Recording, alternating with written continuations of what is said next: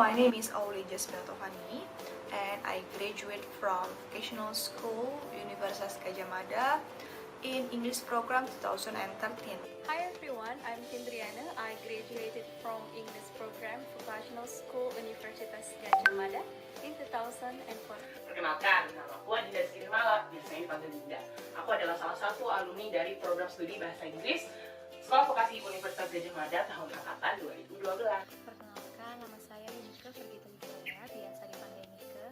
Saya merupakan salah satu alumni dari Prodi Bahasa Inggris Sekolah Vokasi Universitas Gajah Mada angkatan tahun 2010. Right now, I'm working at Royal Amoroko Yogyakarta, a five-star hotel in Yogyakarta, as the marketing communications manager.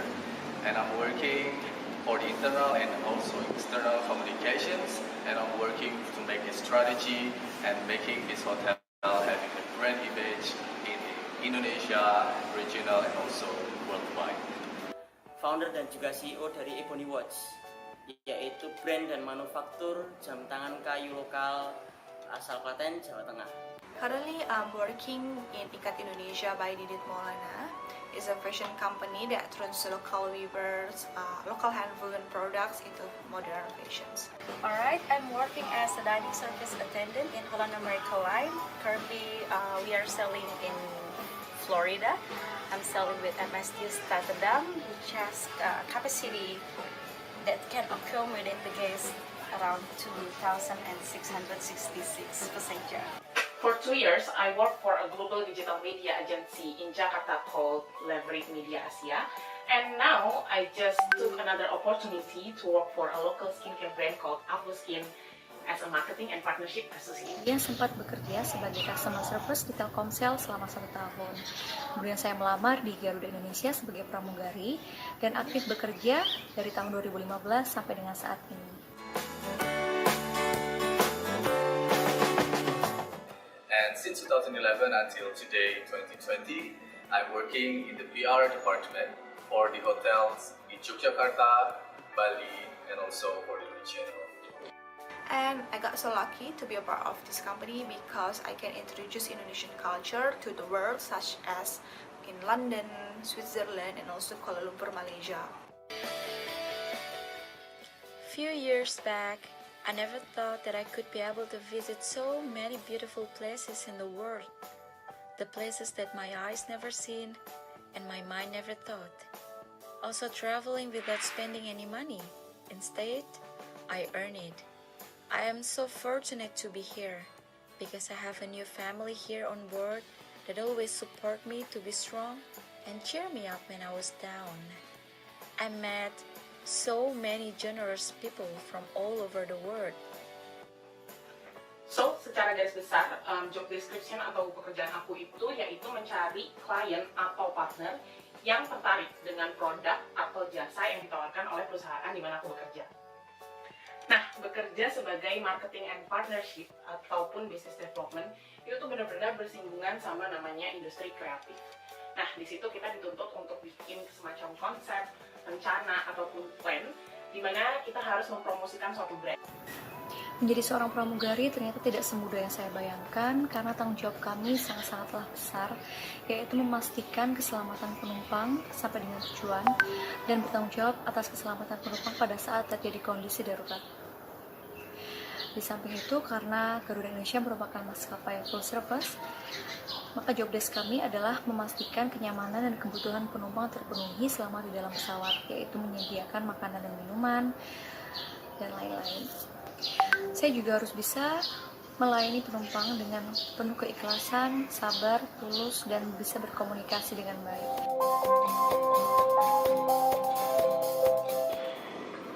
All of the knowledge and skills that I've had during my period at Universitas Gajah Mada, Sekolah Vokasi Diplomatry, it's a lot and making me a proud person and have a character inside.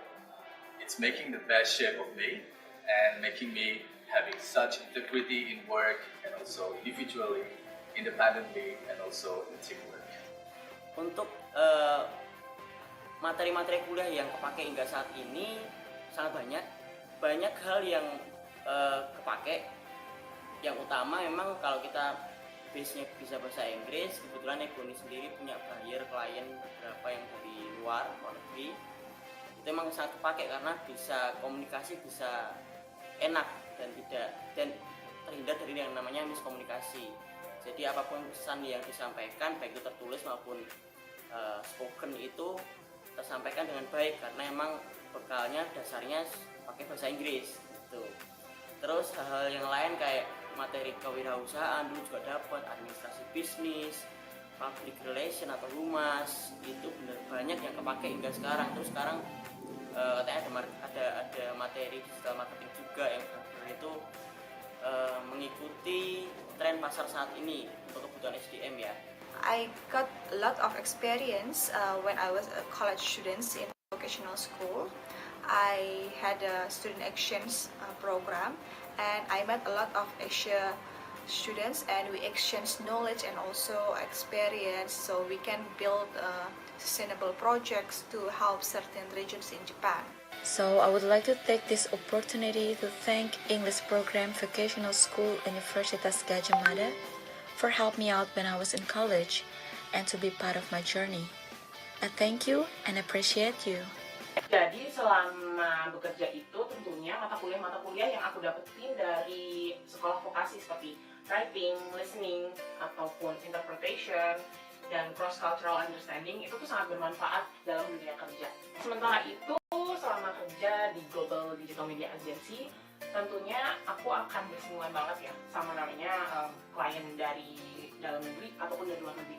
Dan di situ kita banyak belajar tentang bagaimana kita harus berkomunikasi dengan orang-orang di luar, kayak let's say an icebreaker is a very small thing to do, atau membuat email yang formal seperti apa, dengan sapaannya seperti apa, body text seperti apa, itu yang sangat-sangat penting, ataupun sesimpel menjawab telepon gitu. Kita harus tahu gimana sih cara presentasi yang baik, gimana sih cara membuat presentasi yang baik. Itu adalah two different things. Jadi di situ di sekolah vokasi sendiri juga sudah mengajarkan kita untuk being active, untuk mempresentasikan sesuatu dan membuat presentasi itu sendiri. Semua mata kuliah yang ada di prodi bahasa Inggris itu sangat-sangat berguna ketika kamu masuk dunia kerja. Di sini saya sangat beruntung karena ilmu yang pernah diberikan oleh dosen-dosen sekolah vokasi bisa saya aplikasikan pada kehidupan dan pekerjaan saya saat ini. Maka saya ingin mengucapkan terima kasih yang sebesar-besarnya kepada Bapak dan Ibu dosen yang pernah membimbing kami dengan penuh kesabaran. What all I can say and all I can ask to you is be the best version of you, because it's you that can make your journey come true. And have a strong vision towards your journey and your targets and all of your dreams. Larger your networks, be the best version of you, authentically you, and just be you. Thank you so much. Pesan buat teman-teman yang mungkin baru masuk di sekolah vokasi, good things itu take proses ya. Jadi terkadang impian itu terkejar nggak bisa setahun, 2 tahun, itu mungkin butuh waktu bertahun-tahun. Makanya ketika teman-teman mungkin belum menemukan tujuan atau masih beraba-aba, ya ikutin aja prosesnya, jadilah yang terbaik sesuai karakternya teman-teman masing-masing, karena ini kita ditentukan oleh karakter kita. Jadi nggak perlu jadi A, B, pengen kaya siapa, itu mungkin sebagai contoh saja, tapi intinya kita ikutin karakter kita dulu. Don't be afraid to get failure, because sometimes failure can lead you to your best potential. Thank you. Last but not least, I'd love to say, be thankful for what you have now and keep fighting for what you want to be tomorrow. So, buat calon mahasiswa baru program studi bahasa Inggris sekolah vokasi Universitas Gadjah Mada, kalian semua itu harus tetap semangat and do your best, never ever fail to take opportunities. Thank you. Saya ingin menyampaikan bahwa jangan pernah takut untuk bermimpi karena tidak ada yang tidak mungkin dari diri. Manfaatkan masa kuliah dengan sungguh-sungguh dan sebaik mungkin, karena kita sendiri Program Studi Sarjana Terapan Bahasa Inggris Sekolah Vokasi UGM mempersiapkan sarjana terapan bidang bahasa Inggris yang mampu berkomunikasi dalam konteks kehumasan digital, membangun hubungan internal dan eksternal melalui relasi media dengan penguasaan literasi media digital serta aplikasi teknologi dan informasi.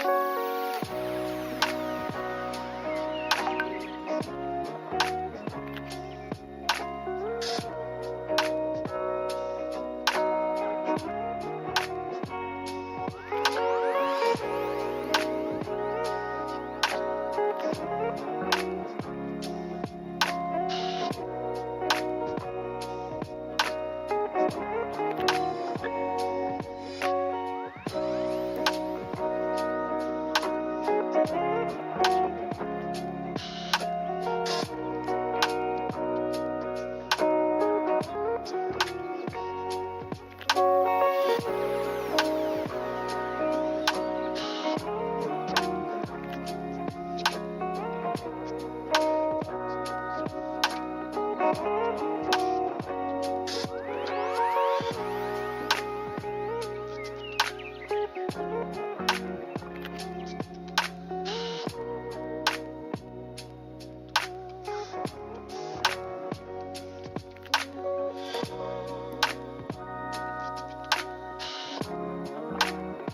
morning, ladies and gentlemen.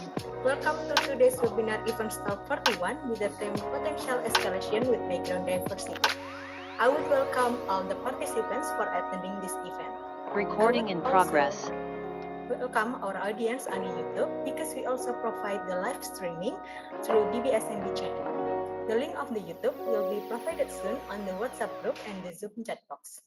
Before we start, I would like to inform you that today's webinar Event Start is being fully organized by students of Introduction to Events Management, Bachelor of Applied English Study Program 2020, Vocational College Universitas Gajah Mada. And I'm Novina Artasari, but you can call me Arita, will be serving you as the Master of Ceremony. This is a great opportunity to me to be the Master of Ceremony in this special event. For around 2 hours, we will have interesting discussions. We are honored with the attendance of speakers from New York, Miss Yumarlin Rodriguez. Good morning, Miss Yumi. It was a pleasure to have you here. We have the head of the Bachelor of Applied English Study Program, Vocational College of Universitas Gajah Mada, Mr. Ahmad Muam, SSMSC.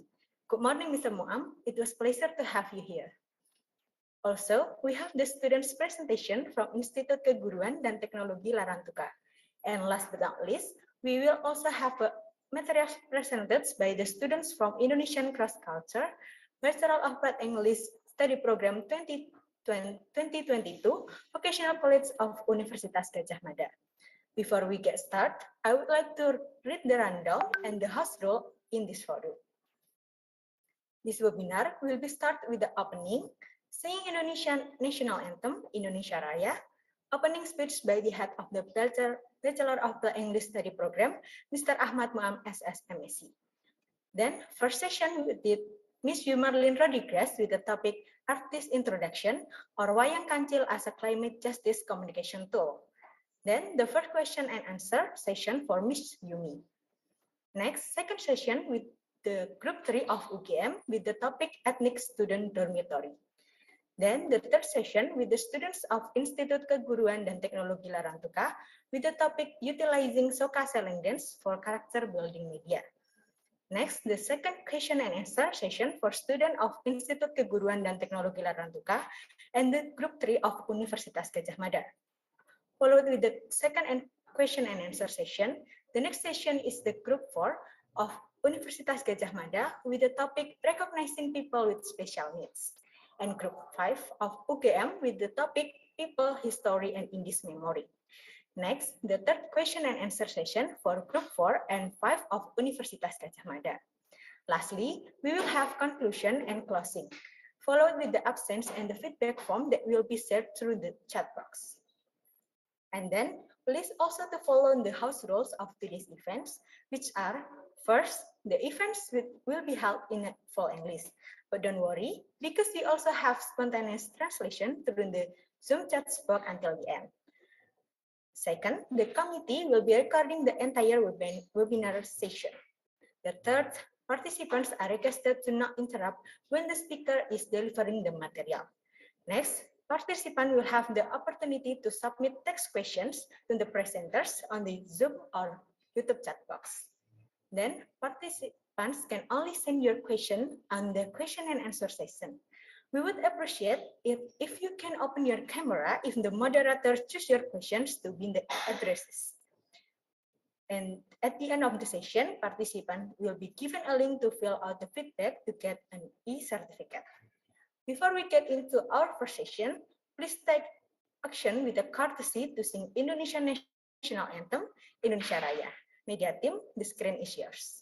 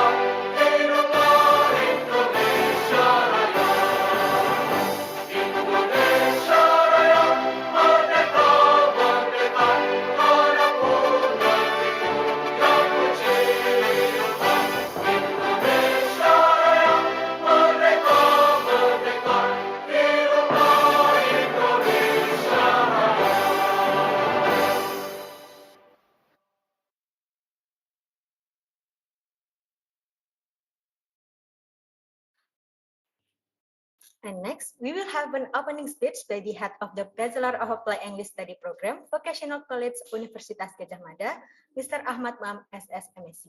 For Mr. Muam, the screen is yours.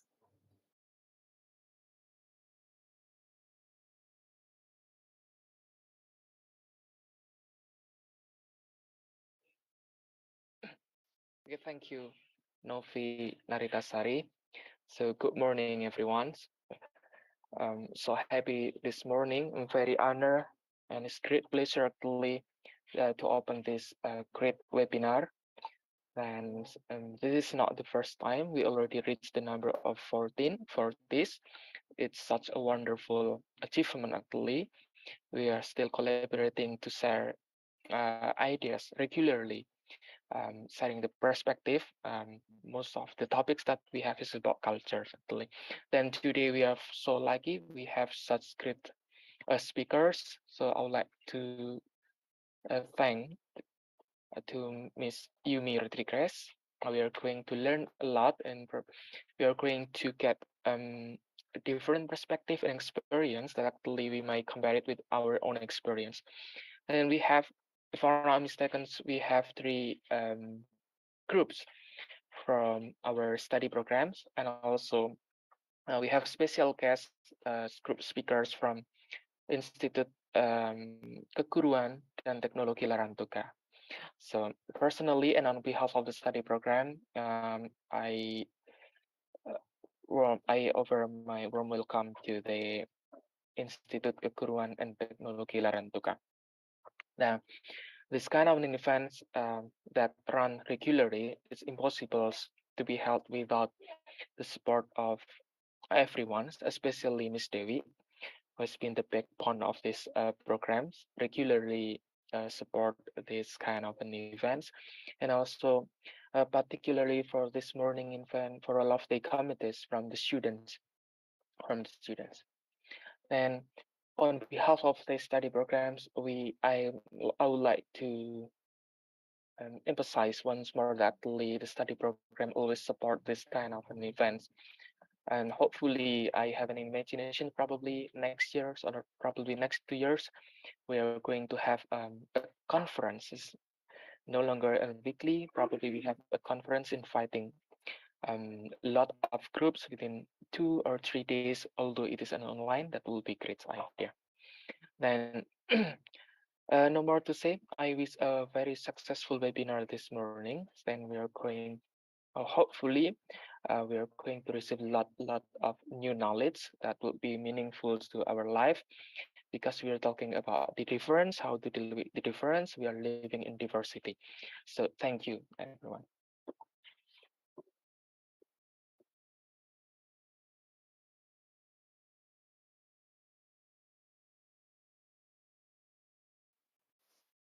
All right, thank you very much for Mr. Muam for the great opening speech. Okay, before we get to the main session, it would be incomplete if we didn't take a pictures of today's event. So I'm going to open the documentation session. I will wait around 1 minute to all of you can open the camera so we could take a picture together.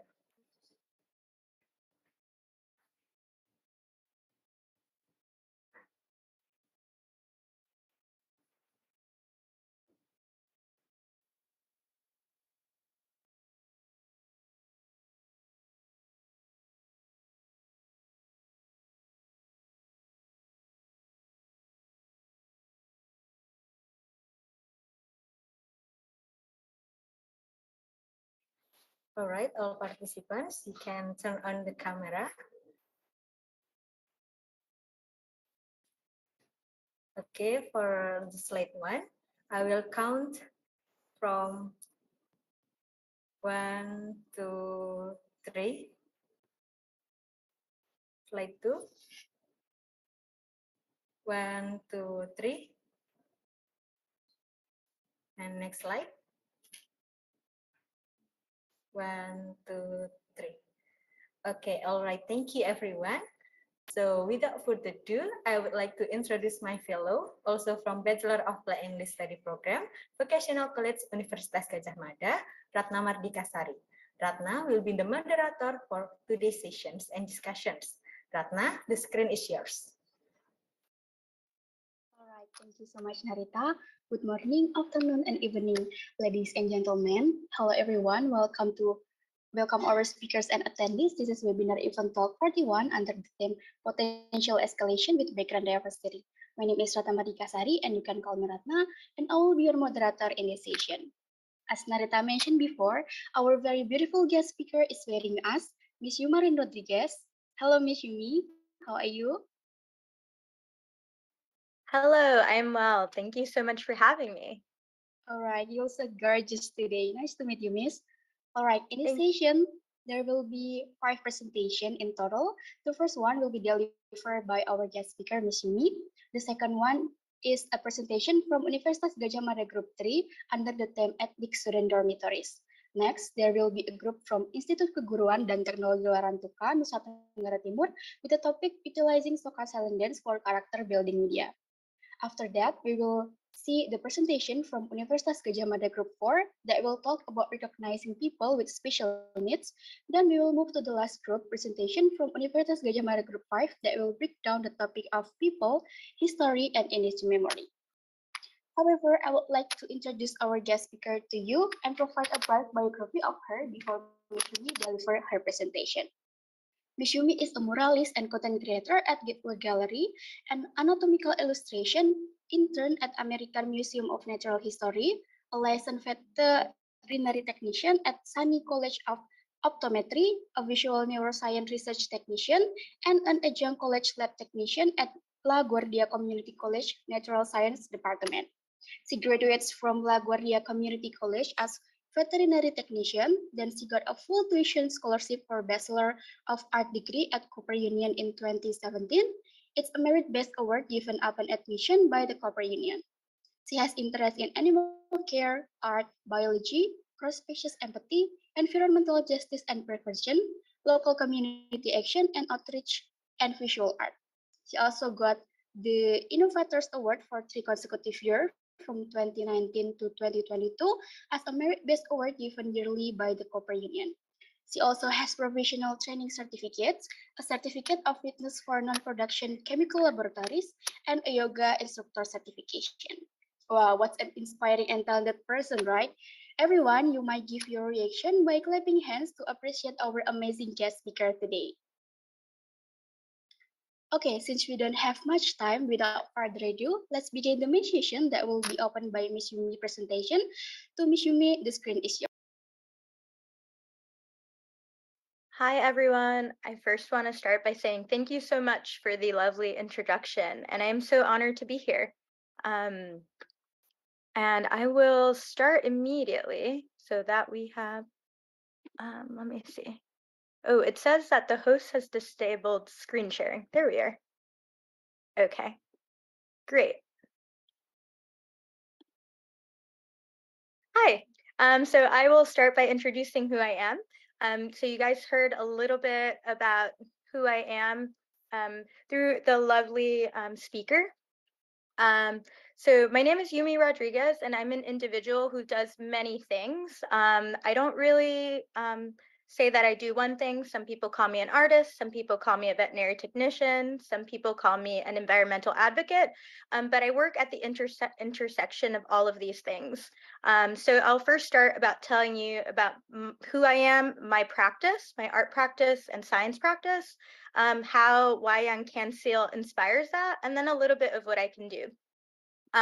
So first, I do art in all forms. Visual art, I do animation, sculpture, performance art, public art. I also do veterinary medicine. So like I mentioned before, I'm a licensed veterinary technician, and I'm very passionate about climate communication and environmental justice on a cross-species kind of way. So I think about humans, insects, plants, and our interaction. I'm also really really inspired by my community, and empathy is a core tenet of my research, and that also transcends to social justice and mental health. So we can move to the next slide. Yes, and the following. So a little bit about my performance art practice here in New York City.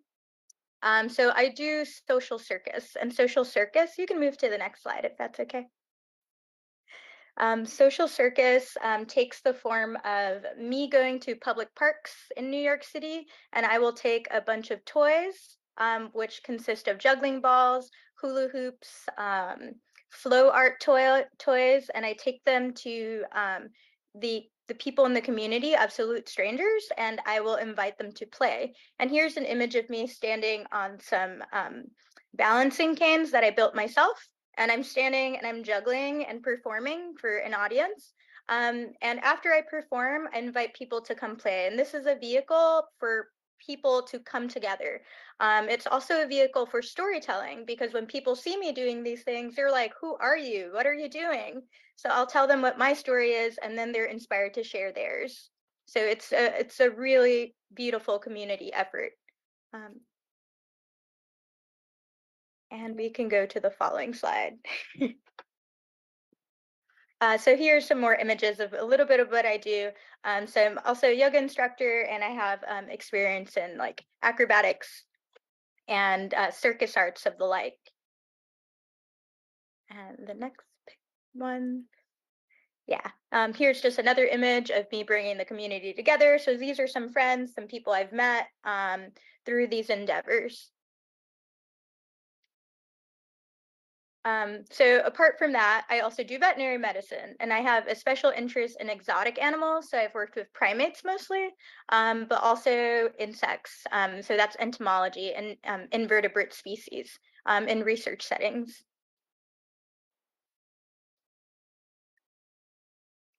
So here's just like a little picture of all the species I've worked with. I've worked with farm animals, rats and mice in research settings, companion animals like dogs and cats, and also arachnids. So you can see a photo of my pet tarantula, Charlotte, on the left there. So I'm very passionate, and I'm able to empathize with species all across the board. So I'm also teach anatomical illustration.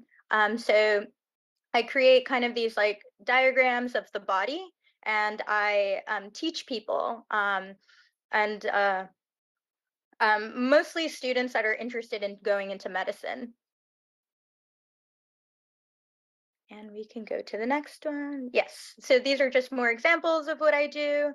These are all self-study, so I use these to study myself and also help others. And so I see these and I will draw from sight, from observation. I also do this for the American Museum of Natural History here in New York City. So on the left is an arachnid, a spider that I have helped a researcher. He's making a book about North American species and also species in Australia and New Zealand. And on the right is a drawing that I did from life, from observation of a Tyrannosaurus Rex.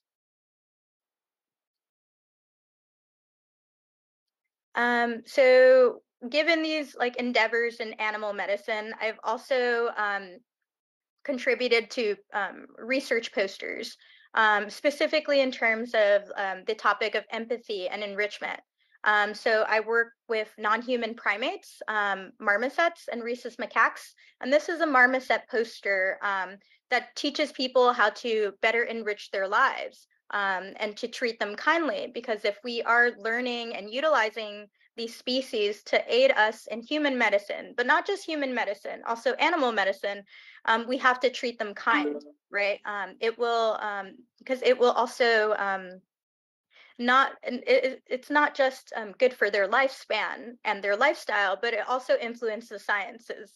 If the animals are happy, the data that we collect is also more reliable than they are when they are stressed. So how do I use all of these skills together in my line of work? I kind of combine them into social, environmental justice, and mental health. And I'll tell you a little bit about that in the next slide. So I work for this organization called the Audubon Mural Project, and it is a piece from the National Audubon Society, which is this large organization in the United States that conserves nature, but also bird species. And it came from this individual named John James Audubon, who was a pioneering ornithologist. So that's a fancy word for a bird researcher. And so he was like a pioneer in that field, and he created the largest book of of North American birds. And it's called Birds of North America. So why is this individual important? It's because he is actually buried in my neighborhood, which is a marginalized community and it's disproportionately disadvantaged with people of color. So he's buried here, and this project started here to raise awareness to environmentally endangered birds, but also provide access to the arts to a community that doesn't really have it.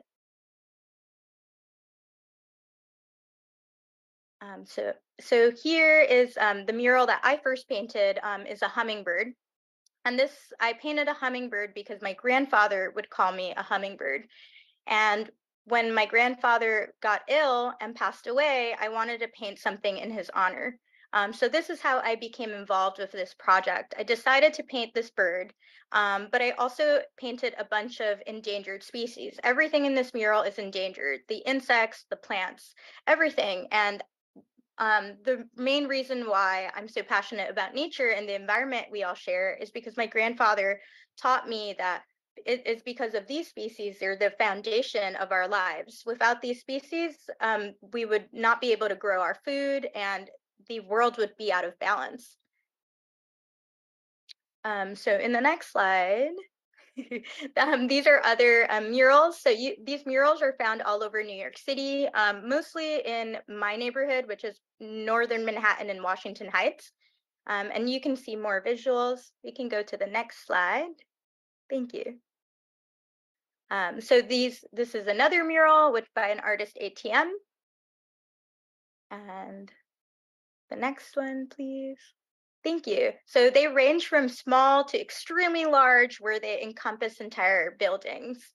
And if anyone wants to learn more about these murals or look at all of them, about the murals that I help manage and also participate in, you're welcome to visit www.audubon.org/ampamp.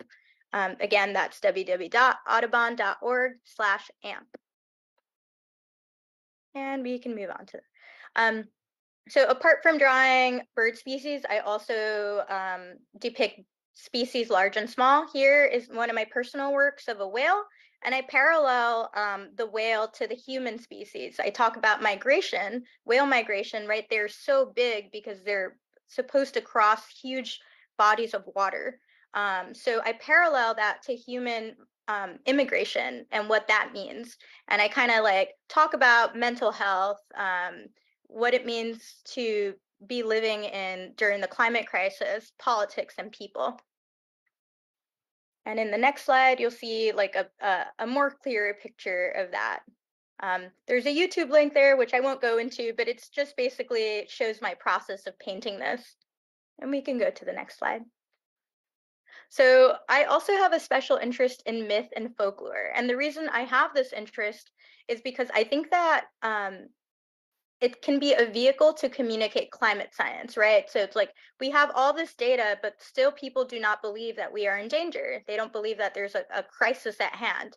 So I figured, like, what if we go into like mythology? And the reason I think about this is because ancient stories are where humanity sources its morals and our ethics and what we value.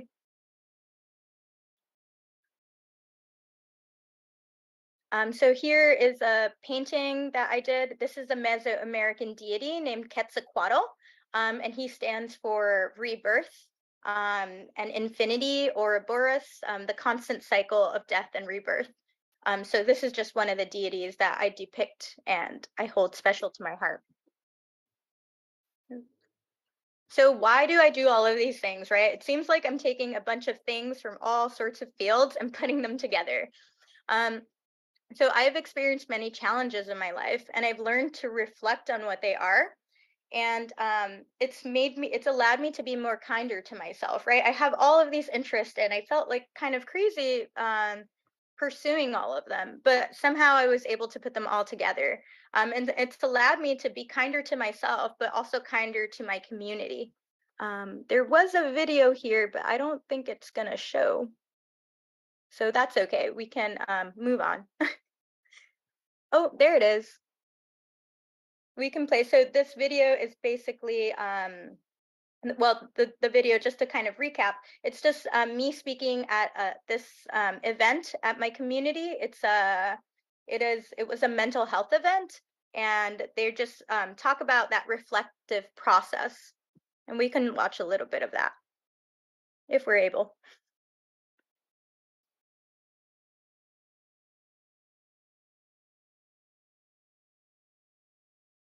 If it does not play, it's okay. We can keep moving.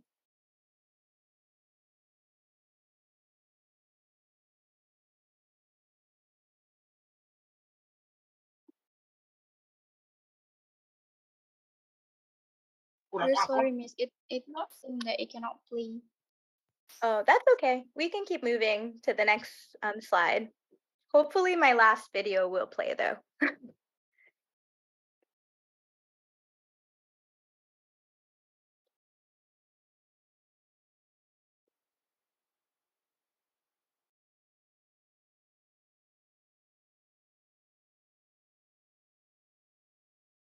Okay. So why is storytelling so important at such a critical time? So the reason I think it's important to look at another way to communicate climate science is because we're at this moment in time which scientists call the climate crisis or the Anthropocene, which is defined as a situation characterized by the threat of highly dangerous, irreversible changes to the global climate caused by humans. So you see some like photos I included here. On the left, it's like the Earth and it's divided. And on the left is the Holocene, which is like the state of balance that the world has been in for a long time. But on the right is what scientists are coining as the Anthropocene, which is when it gets extremely hot to the point that life will not be sustainable anymore. And all the way on the right, you see a little animation I created of a polar bear that is melting. So me and my colleague created that to kind of describe a little bit about how we're feeling about this whole mess.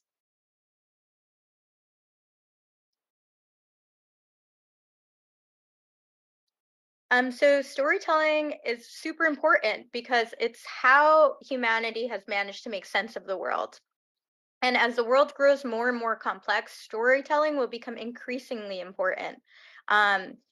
And this is also, it's not just stories, right? It's also very important to our faith and what we believe in and what we value.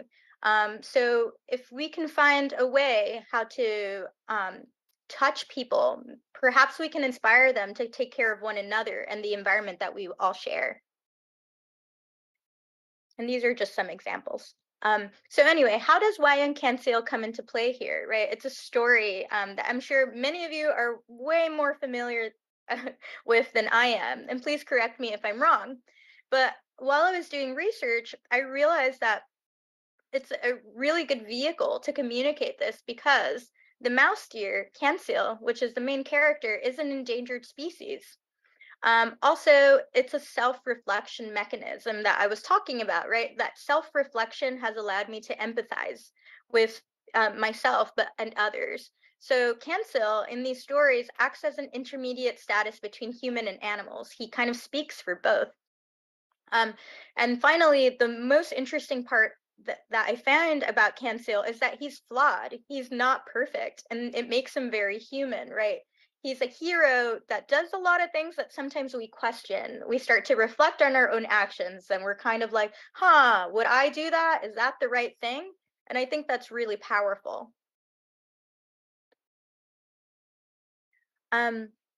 So like as I pointed out already, Cancel is a mediator between the human and the animal. He also represents like the underdog, the little man that's caught up in things that he can't control, and he has to survive by his cleverness. these stories are follow a predictable format, at least from my understanding. And you guys can correct me in the Q&A, but it always kind of seems that he's making a fool of a beast that's mightier. And here you can see a photo of a big snake and Cansil, who's really small right next to it. So what I want to do in my research is kind of consider how Cansil can be connected to the climate crisis. Because like I mentioned, Cansil is flawed, right? He's not a perfect hero. And I think that's important because when we speak about the climate crisis, we also need to remember that we also consume and we can contribute to that. And there are many ways, like just by our daily habits, exacerbates that. So I think that's really important, but it's also like one of the most peaceful ways to speak on this, right? Because there are definitely things that happen, such as protests, which can be dangerous. But the storytelling is probably one of the most peaceful containers for these powerful emotions, right? All emotions need a place to go, otherwise they will turn into something else. So I think that these stories are a very powerful container for that. And we can go to the next slide. The reason I think animals are so important to consider when we speak about that is that they also give reverence to our primal natures and our emotions deep inside that we usually suppress and don't like to talk about when we try to act civilized. But so speaking through animals is a way that we can talk about these uncomfortable feelings that we usually don't like to talk about. And there's just a little animation that I brought, like, cave people would draw animals to kind of describe these stories. And this is a little animation that I made. But we can move to the next slide. They're also very powerful because they evoke a playfulness that maybe in society is no longer considered like rational, right? I really think that the power of play is an effective tool to get people to learn new ideas.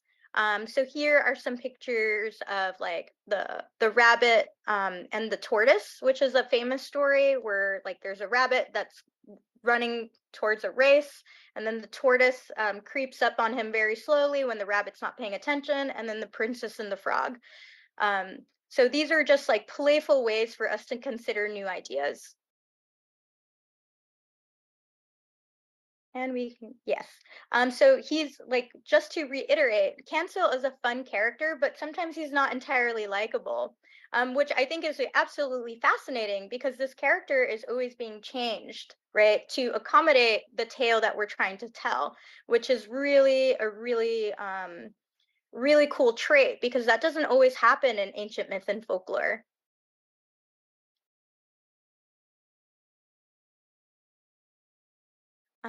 So I definitely see Cancil as a vehicle for climate justice communication, which are all the things I'm passionate about. Because one, just to remind you guys, he's endangered. Two, he provides self-reflection, right? He kind of allows people to kind of question their motives and their thoughts and beliefs. And three, which I think is most important, is that he's flawed. He's not perfect, just like us. And then the next slide, I want to show, hopefully it'll play. I just want to show you guys a little bit of what I'm capable of and what I'm imagining as a visual storytelling tool to kind of combine myth with climate science. The video has no sound, but you guys are definitely, you can interpret what you can from it. Hopefully it plays.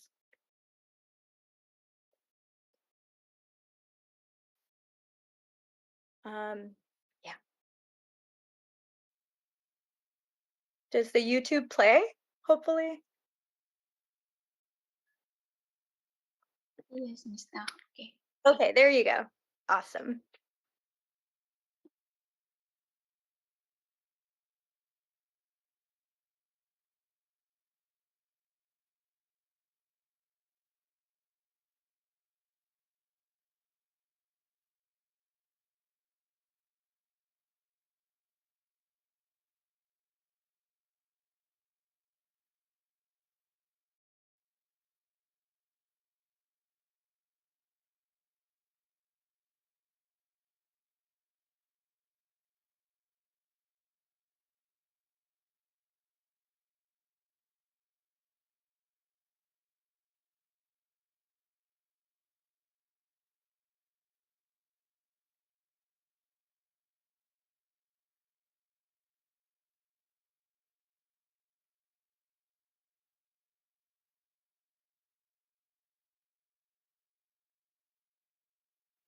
So I just want to mention that all of this material is found material that's been recycled. So I find all of these things and then I use them to create these animations.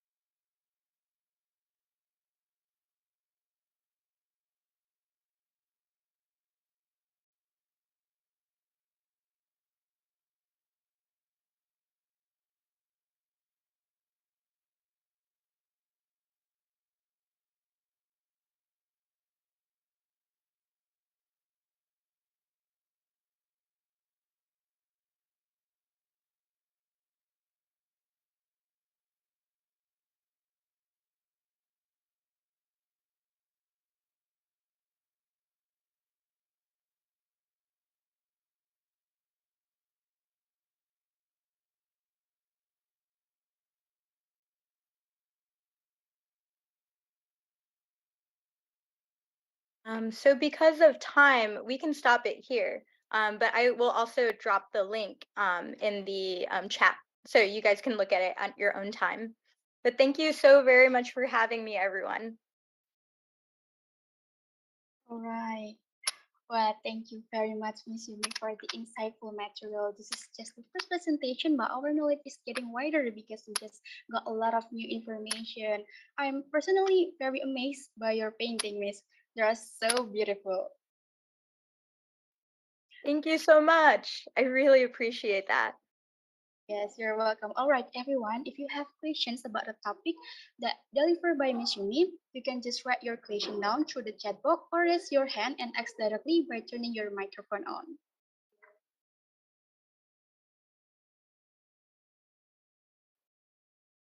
Okay, so let me start asking a question since everyone maybe still needs time to prepare their question. Yes. So, Miss Yumi, I'm impressed by your excellent presentation. You engage in a lot of things and are quite active. Like, what inside your interest in? It's like, say, there are more like three activities like art, veterinary medicine, and volunteer work. In fact, that these three things are seem to be in contradiction, right? Like, what motivates you the most, and what the first thing that catch your interest in Kanjil? Sure. I mean, so I think I always wanted to be an artist, but because of social stigma, I decided to pursue medicine. And the closest thing I liked was animals. So I went into animal medicine, and I've always had a special connection to them. Then I went into art school, and that's really what drew me to Cantil. The fact that it's animals and they're kind of like speaking about these, relations that we can relate to human experiences, and that really drew me to it. The special connection that I have to animals. All right, thank you for the answer, Miss. So everyone, if you are curious with Miss Yumi's presentation, please don't hesitate to drop your question in chat box or raise hand and ask directly to Miss Yumi.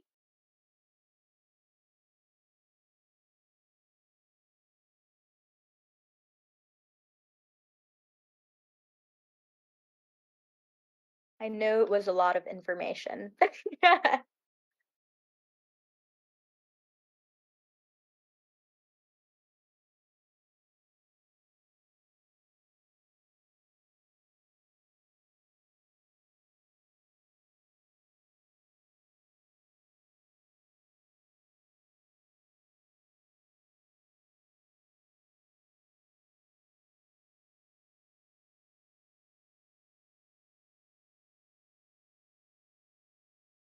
Well, I have a question for you guys, if that's okay. Yes, Miss, go ahead. How do you guys feel about CanSeal in this way as a climate tool? Is that appropriate to you guys? Is it is there anything I should be aware of? please let me know.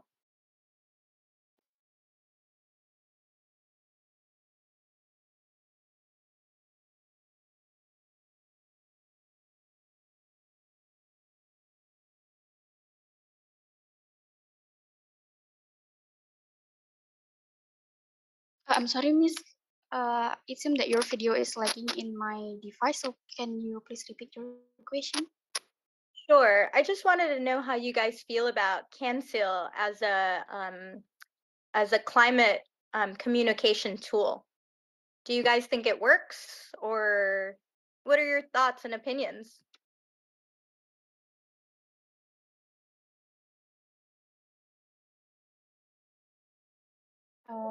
Like personally, I never thought Kanjil as a climate change things like so. This is like the first information that I got from you, and I quite interested, and I want to know more about it actually. So your presentation is quite interesting for me. Great. Thank you guys so much. All right. So, Miss, there are questions. So the first one from Eddie. Let me read it for you. Why are you interested in Kancil stories? As we know, there are similar stories with different character in other countries. That's the question, Miss. Yeah, I mean, so I'm interested in Cancel because of all those reasons that I listed, right? So it's a self-reflection tool, it's an endangered species, it's also a flawed character. But also, if we look at other cultural stories, they are very, very similar to one another. So a lot of Cancel stories are, I can also see a very similar dynamic in Anansi, which is like a West African story about a spider. It's kind of like it's specific to Indonesia, of course, and it has like its beautiful intricacies, but it's also a lot of people can relate to Cancel, and I think that's beautiful.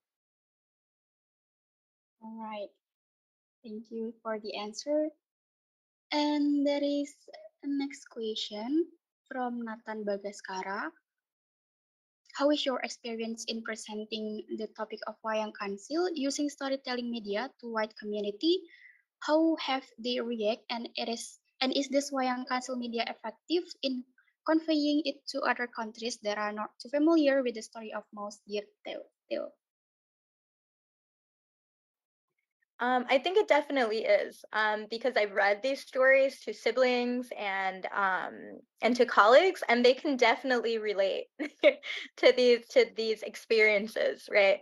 It also makes people reflect, which I think doesn't happen in a lot of stories. So that's very specific to Cancel, and I think that's what makes it a really good tool. Right, thank you for the answer, Miss. Here Eddie, reacting to your answer, Council could talk about everything, including climate change. That's right. Yes, I agree.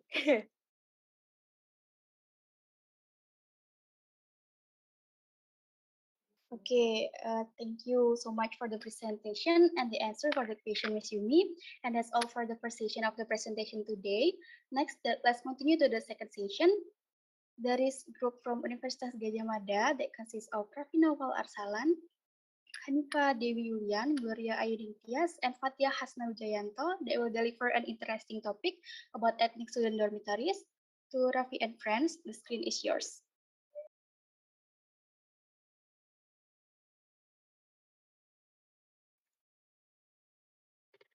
Okay, thank you so much for the time.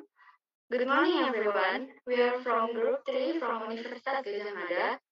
We are gonna present our material for today, which is ethnic student dormitory. Now let's go straight to the material. Next slide, please. Okay. Allow me to read the outline. First, we are going to discuss about definition of ethnicity and also definition of student dormitory. Next topic is about the diversity of student ethnicity. Then what Japanese they meet in the student dormitory, how dormitory students leveraging different background toward their potential. And the last one is the summary. Okay. The first is the definition of ethnicity. Ethnicity is related to a population subgroup with a common national or cultural tradition. An ethnic group has been defined as a group that regards itself or is regarded by others as a distinct community by virtue of certain characteristics as territoriality. Certain characteristics that will help to distinguish the group from the surrounding community. Ethnicity is considered to have the same characteristic. The first characteristic is territoriality. They mostly come from and live in the same area. They also have a sense of community because they are culturally distinctive and different to outsiders. From that difference, they have symbolic markers or cultural traits such as language, beliefs, and behaviors. And the last characteristic is that ethnicity ascribes membership from birth. Okay, move to the next topic. Definition of student dormitory. Dormitory is a place of lodging intended for members of a group, generally students of a school. Dormitory is usually a building with rooms that can be occupied by several occupants in each room.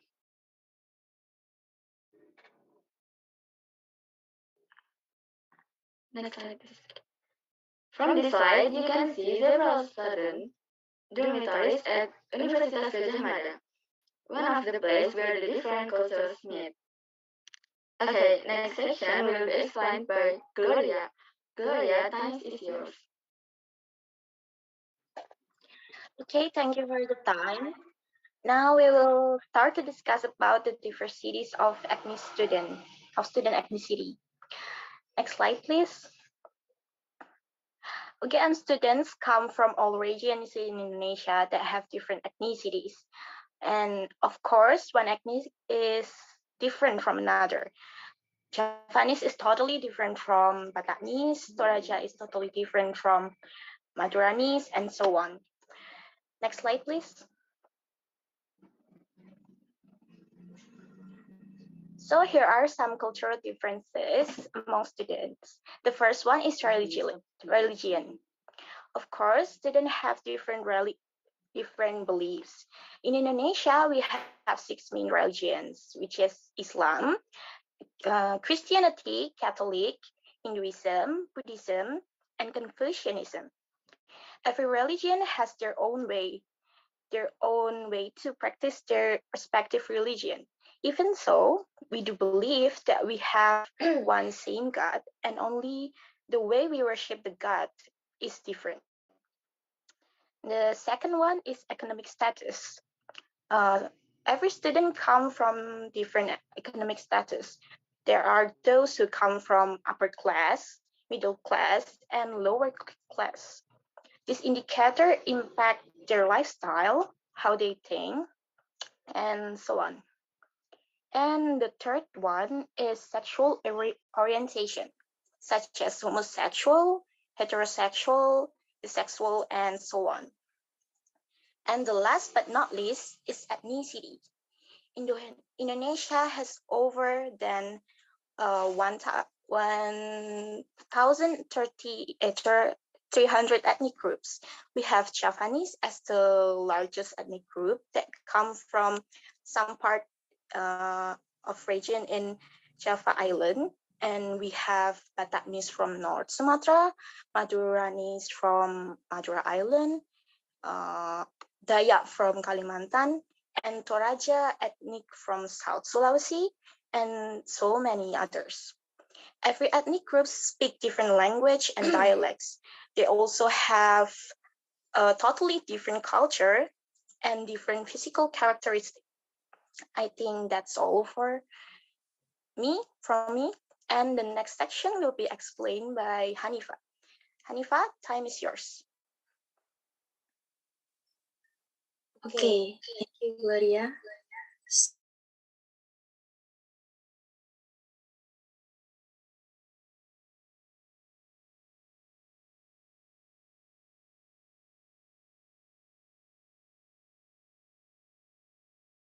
if they meet in the student.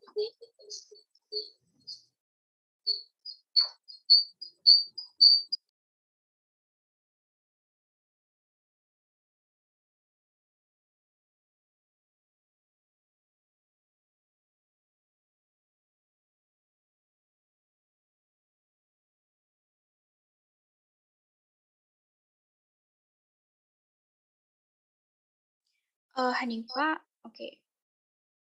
Okay, I will repeat again. The definition of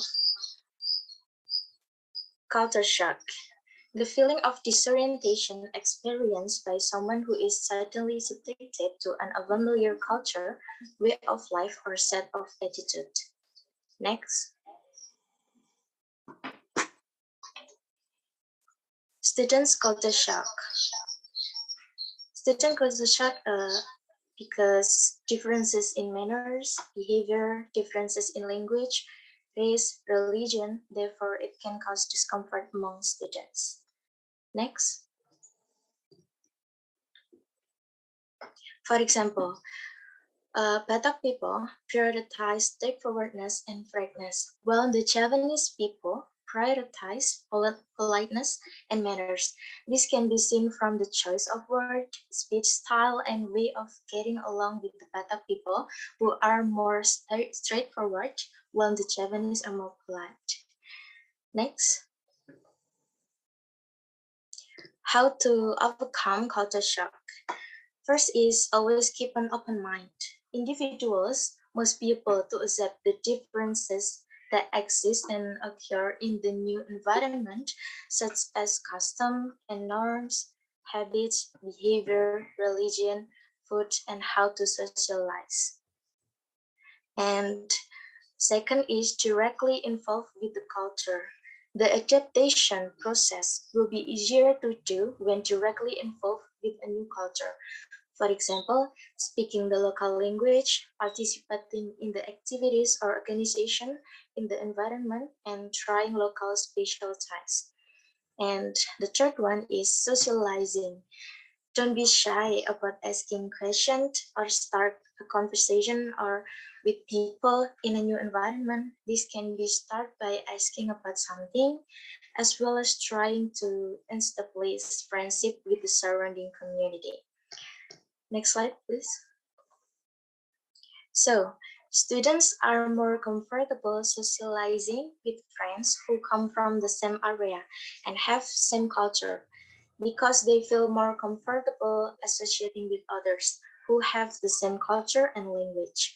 This is human nature, a very natural thing, and this phenomenon often occurs in student dormitories. Disturbing in this era, not all students perceive ethnic differences as disturbing because students are more accepting and existing differences. Okay, the next session will be explained by Nova. Thank you. Okay, thank you so much, Hanifa. Hello, everyone. Good morning. So I'm going to bring you the fifth section, which is how dormitory students leveraging different background towards their potential. Or simply, how students increase their potential by the diversity of ethnicity in dormitory. But before we go to the discussion, I would like to tell you my past experience when I was in junior high school. So at that time, I was confused about choosing the best school for my junior high school. And suddenly I come up with a unique idea, which was continue to the dormitory school. It is indeed a unique idea because barely my friends went there. There are a lot of stigmas about dormitory school, racism, bullying, and I was the one who did. So long story short, I got accepted, and when I finally separate with my family, I suddenly thought that uh, I was make a bad, worst decision. It was the worst decision I ever make in my life. So yeah, I was crying for days. I didn't socialize with others.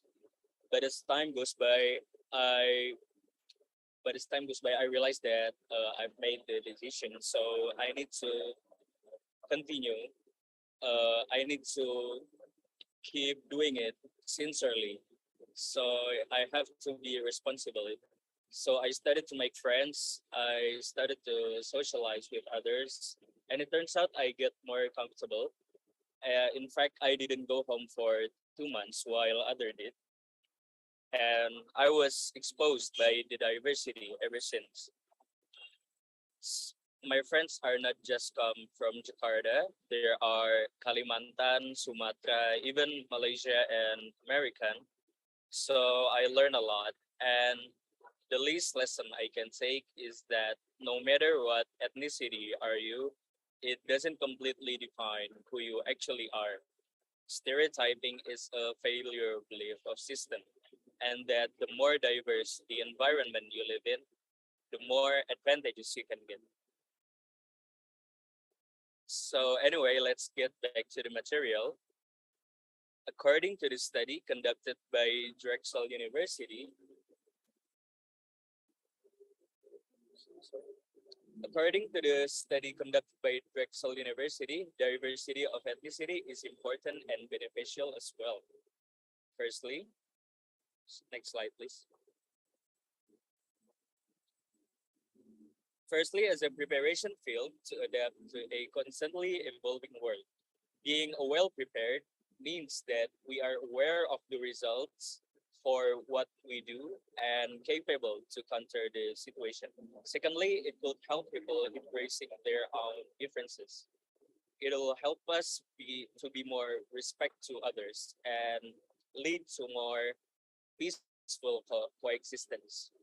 And thirdly, it prevents people from developing prejudices or bad thoughts towards a certain ethnicity. It allows people to emphasize others for they have worth towards other experience. Fourthly, it helps people gaining a better understanding of lessons and people. And surely by getting exposed to an environment where people comes from various ethnicity, we gain a more comprehensive understanding, and we know how to use our strength and point of view to contribute to environment. And last but not least is open-minded. People will more likely to be more open-minded by get exposed to a diverse environment. By that, people tend to be more empathy and sympathy to others. And those factors certainly applicable for dormitory students where diversity of ethnicity can be found. And so they can leveraging their different background towards their potential. I think that is all for the fifth section.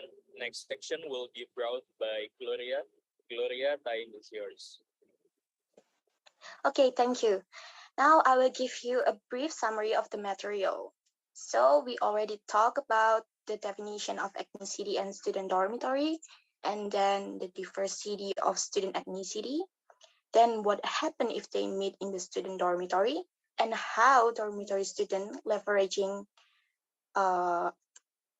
different background towards their potential. And I think that's all from us. Thank you everyone for your great attention.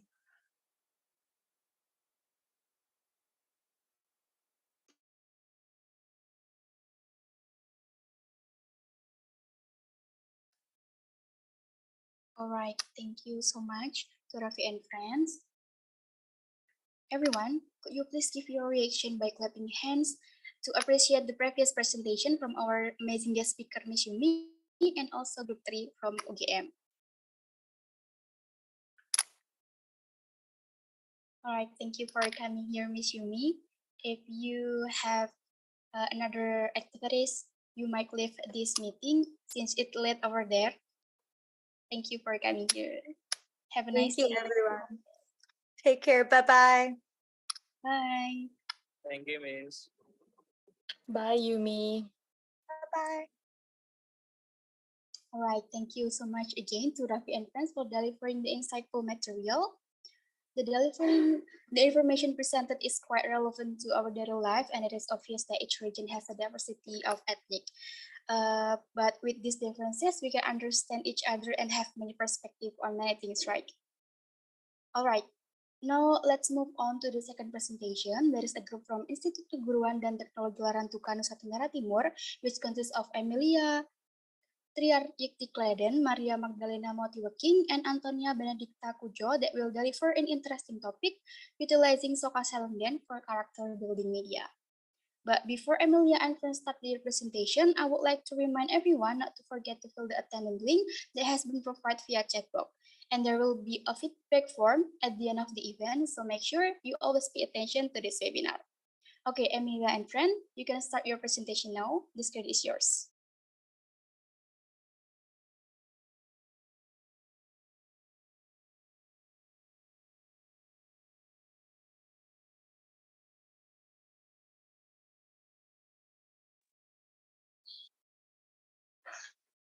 Good morning, ladies and gentlemen. Thank you so much for the opportunity given to my groups from Warantuka Institute of Teacher Training and Technology. Now, we want to present our material about utilizing Soka Dance for character building media. Next slide, please.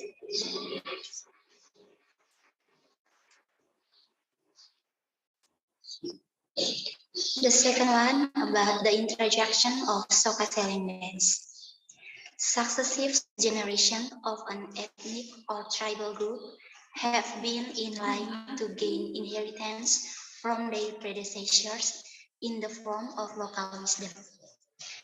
Local wisdom can be found in dances, songs, and oral and written tradition of a tribe.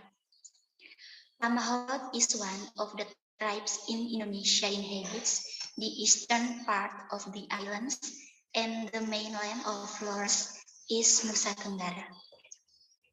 One of the cultural products owned by the Lamaholot tribe, who live in Waibalun, Lantuka district, is Flores Regency, is the Soka Seleng dance. The Soka Seleng dance the Soka Seleng dance with its characteristic The Soka Seleng dance with its characteristics, which are full of traditional elements, is one of the traditional folk dances that developed among members of the Lamaholot tribe. In the midst of the modernization of life, the Lamaholot tribe still adheres to traditions that have been passed down from generation to generation by their ancestors. Next slide, please. The second one is elements of the Soka Seleng dance. Dancer. The Soka Seleng dancers in the Lamaholot tribal event consists of a group of tribal fathers and mothers led by Melake of the bride, Melake of the groom, Melake companion or Babalamo and Emalamo for the bride and groom, father and mother Kadu from the bride and groom's side. Parties trusted by the party owner usually have the status of Belake and Opu of the bride and groom. Father and groom as the witnesses to the marriage. The dancers in the Soka Seleng dance are anak Opu.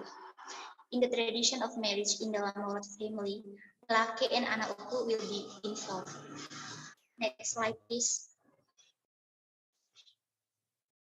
Belake and anak Opu are persons positioned in the family tree in a tribe that influenced by military status. The Belake side are the brothers of the mother of the bride and groom along with their wives and children. Anak Opu are the married sisters of the father of the bride and groom along with their husbands and children. The Soka dance is a manifestation of respect between Belake and anak Opu. Based on each form, dance is divided into two, namely lepas dance and storytelling dance. The lepas dance, which is performed by more than 10 dancers, is included in the form of mass dance. So, the Soka Seleng dance can be grouped into mass lepas dance, because the number of dancers in one performance will definitely be more than 10 dance people. Next slide, please. Floor design. In the soca selling dance, the leader of dancers, especially Blake, is in the middle surrounded by members of an opu. This shows that the soca selling dance has a curved and circular floor design. Range of motion. In the soca selling dance, there are two main movement patterns, namely soca and selling, which are also distinguished according to the group of dancers, male and female groups. Movement patterns for groups of female dancers focus on hand movements. The soca movements for female dancers is when the dancer moves the tips of the shawl strands that are worn around the neck. Selling is a movement of raising both hands holding the scarf. The two movements will be performed alternately. The dancer step to the rhythm of the music clockwise. The next slide will be presented by my friends. Sonia, time is yours.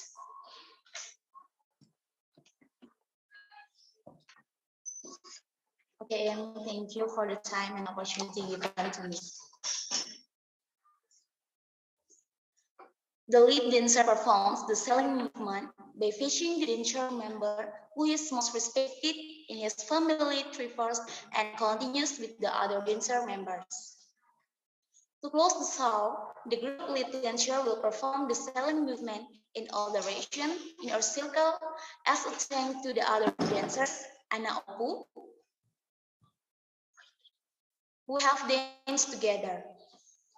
The movement patterns of the male dancers also consist of soca and selling movement. Movement for male dancers is more powerful and a little stomping according to the rhythm of the music. The soca movement pattern for groups of male dancers use more energy. Next slide. The movement of the soca for the group of male dancers is the same as for the group of female dancers, namely swinging their arms to left and right while holding the tip of the scarf. The movement of lowering the body position in the selling motion pattern followed by hand movement, namely both the right and left hand hold the tip of the scarf in a right position at shoulder level and move it forward alternately according to the rhythm of the music. The selling movement performed by male and female dancers who are on the edge of the circle, anak opu, has the meaning of respect being given by the leader of the dancer who are in front of the dancer or in the center of the circle. Next slide, please. Accompaniment. The accompaniment music used in the soca selling dance is external music in the form of traditional music played by local traditional musicians. The Muro Air song becomes the accompaniment for the female dancer group, and for the male dancer group, it is accompanied by a bajo song. Music in soca selling dance is just as accompaniment music so that the dance moves are heightened. And fashion and makeup. In the soca selling dance, both female and male dancers use simple makeup to beautify the dancers. Another supporting element is dance is fashion. The charming the right dress code will create a beautiful harmony in dance.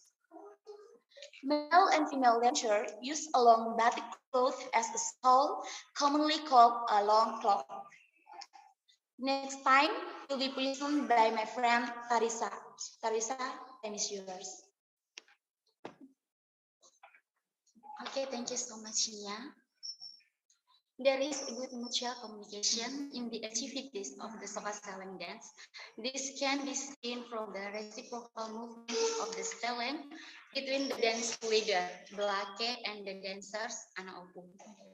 The next dance function that can be fulfilled by the soca selling dance is dance as a medium of education, which means that dance is an education of aesthetic attitudes, to help in forming human character as a whole and be in harmony with personal development by paying attention to social environment. The Sokastelang dance, as part of traditional Indonesian dance, certainly plays a very important role in introducing and instilling cultural values in the next generation of the Lama Holot tribe. The active role of productive couples in traditional activities, including in marriage ceremonies, especially taking part in the Sokastelang dance, provides an opportunity for them to know and explore the cultural values of the Lama Holot tribe. Next, please. The cultural values of the Lama Holot tribe contained in the Sokastelang dance can be seen from the composition of the dancers and their movements. The composition of the dancers, as described in the previous section, is that dancers of the Sokastelang dance consist of Blake and Anaopu. Blake status in the Lama Holot tribe is a status that must be respected because he is a sibling of his biological mother. Blake will be responsible for all customary activities that will be carried out by his sister. Next, please. The position of Blake in the Sokastelang dance event is the leader of the other dancers, or an Opu. In the Sokastelang dance event, there is a moral value that is reflected in the attitude of Blake and Anaopu in showing styling movements towards each other. This symbolizes a sense of mutual respect. Another value that can be learned by the next generation of the Lama Holot tribe from dancer is the importance of knowing the family tree and getting to know relatives within the tribe and traditional relationships. That's all the presentation from our group about utilizing Sokastelang dance for character building media. Thank you so much for your kind attention and good morning. Right, what an amazing presentation from Institut Keguruan dan Teknologi Larantuka that give us knowledge about Sokastelang dance. It turned out that Sokastelang dance is a manifestation of respect between Belake and Anaopu. They are the person position in a family tree in a tribe that is influenced by marital status. All right, next our agenda is question and answer session regarding the two topics that have been delivered very well by Group 3 from Universitas Gadjah Mada, also the group from Institut Keguruan dan Teknologi Larantuka. If you guys have any question, please don't hesitate to drop your question through the chat box or directly ask the speaker by pressing the raise hand button and then turning your microphone on.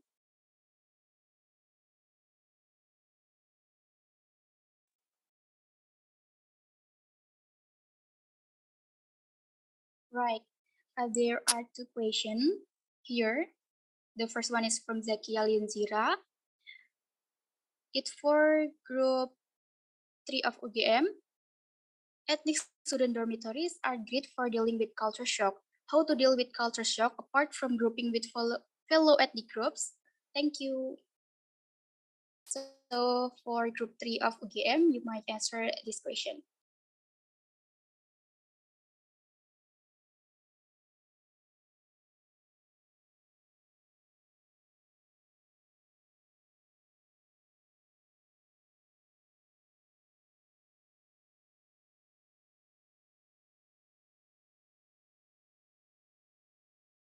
Okay, so while waiting for group 3 from UGM to answer the question, there is one question for IKTL group from Sagita. I would like to ask, explain that the Sokastelang dance must have Bilake and Anaopu in the dance, but if one of them cannot participate in the dance according to tradition, the dance will still be performed or not, and will this affect the wedding ceremony or not? That's the question for IKTL group. For IKTL group, you might answer this question. Thank you.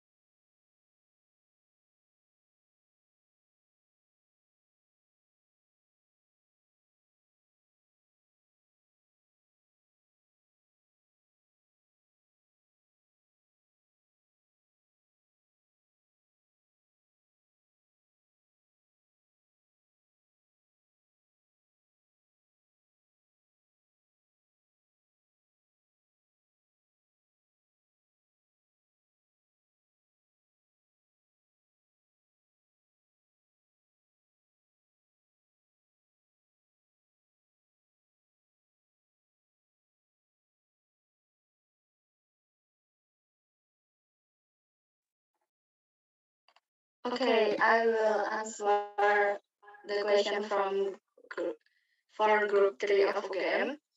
How to deal with culture shock other than grouping with fellow ethnic group? Actually, we have explained it on the 16th slide. The first,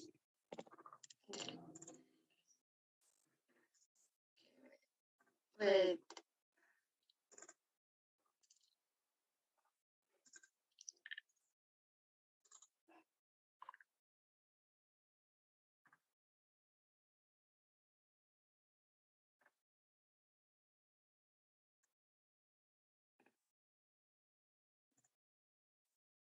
okay. The first is we have to be a open-minded person. Individuals must be able to accept the difference that exists. So the second is we have to involve with the culture. We have to try involve with a new culture. For example, speaking local language, participating in activities or organization in this new place. And the last one is socializing. We have to be we don't have to be shy about asking question about culture in new place we come. Thank you. That's all from me. Okay, that's a nice answer from UGM Group 3. So, for IKTL Group, would you like to answer now or we go to the next question for Group 3 of UGM?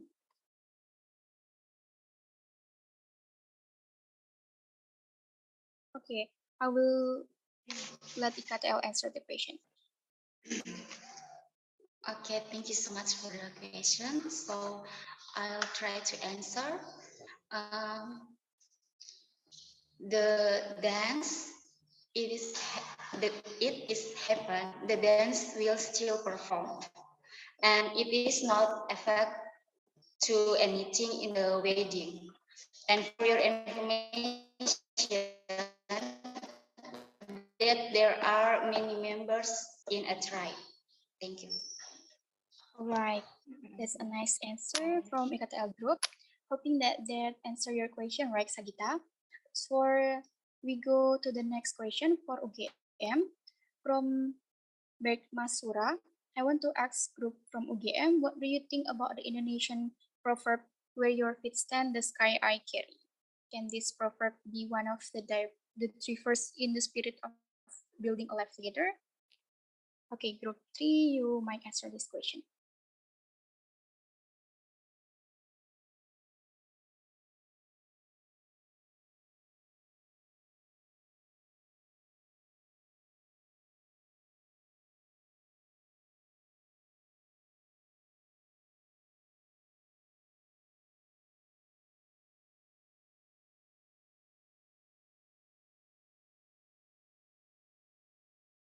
All right, group 3, maybe Fatia or Gloria.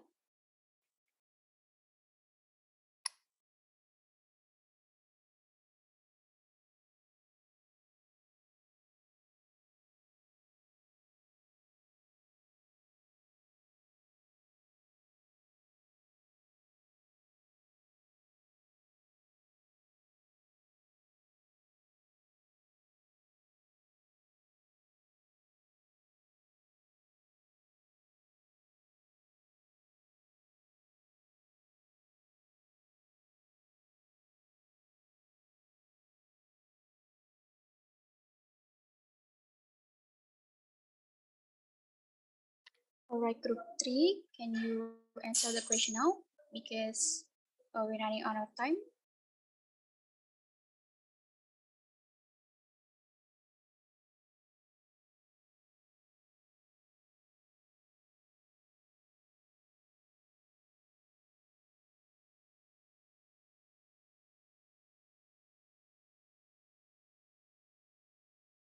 Okay, so since group 3 need more time, we will continue to the next presentation.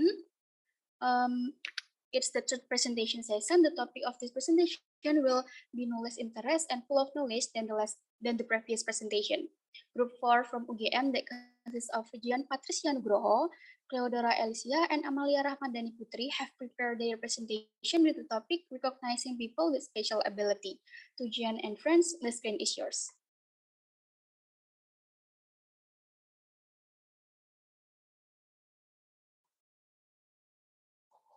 Okay, thank you so much for the time. Good morning and hello everyone. We are from group 4 and we're gonna present our material for today's webinar. The title is Recognize People with Special Ability. So before we start, allow me to introduce my team first. With me, Amalia Ramadhani Putri as a speaker, and also Cleodora Alicia and Jane Patricia Nugroho as a speaker too. Okay, next slide please.